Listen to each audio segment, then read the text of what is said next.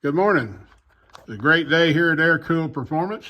My name is Wayne Calderaro. I am the Harley Doctor.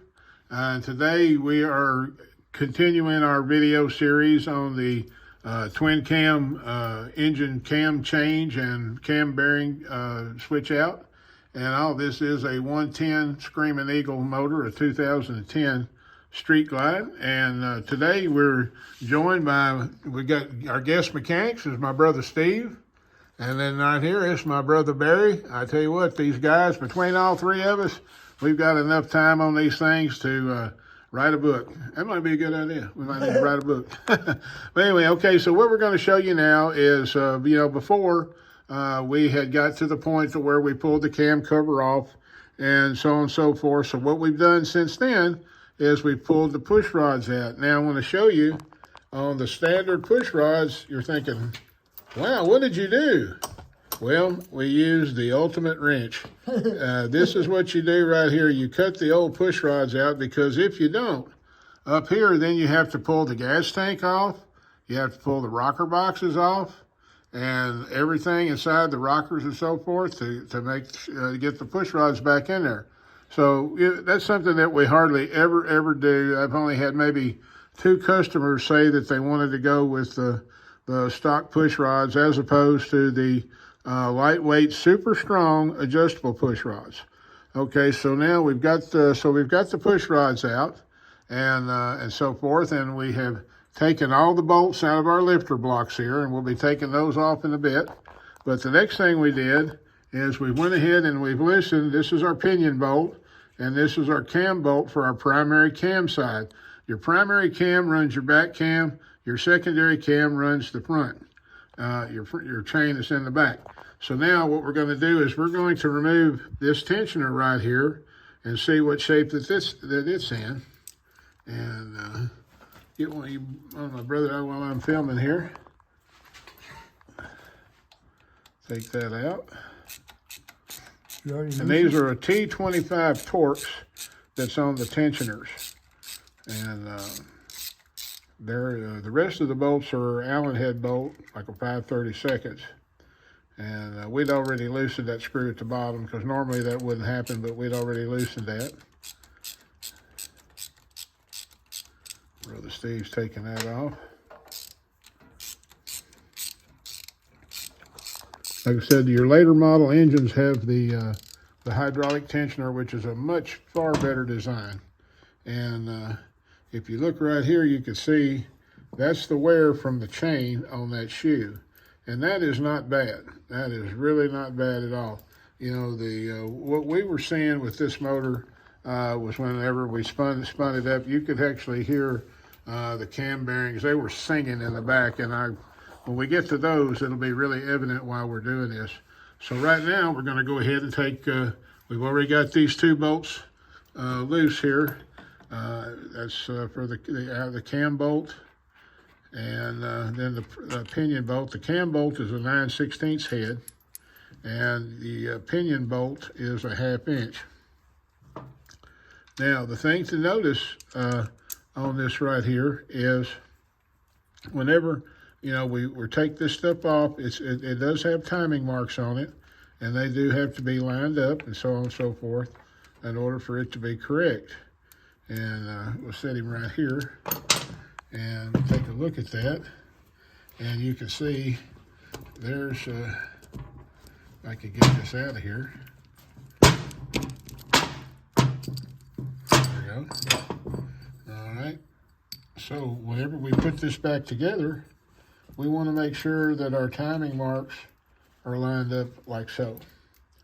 And there's really no way to get that wrong. And the reason why that is if you look, you've got a wide tooth right here on your cam gear, and you've got a flat on your pinion gear. So there's really not a way to get these mixed up, but you do have to get the timing marks lined up. Now here's our chain, and the chain, if you hold this thing up and hold it out flat like this, you can see that You're talking about like this? let me see a minute. Yeah, just like that right there.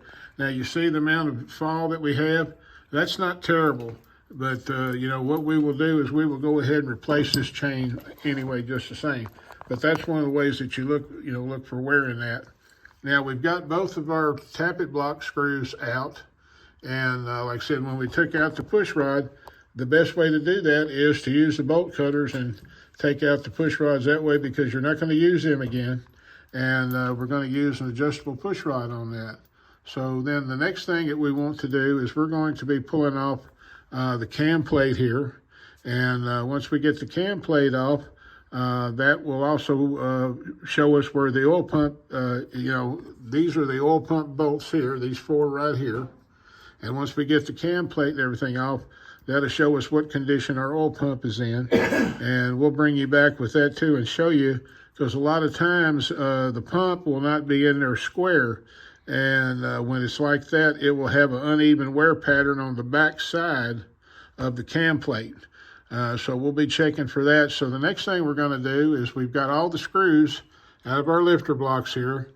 We're going to pop those off, and we'll go ahead and get the tappets out of there. And then once we do that, then we will come back and pull the cam plate off and show you what we find in that.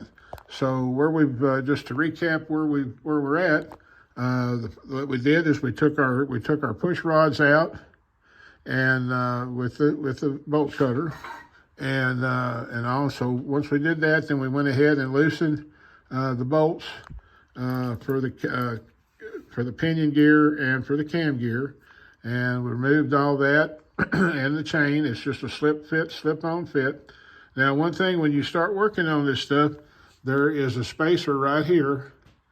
You want to make sure you keep up with that. Now, this won't come off until you take that snap ring off, but this is the one you want to keep up with, okay?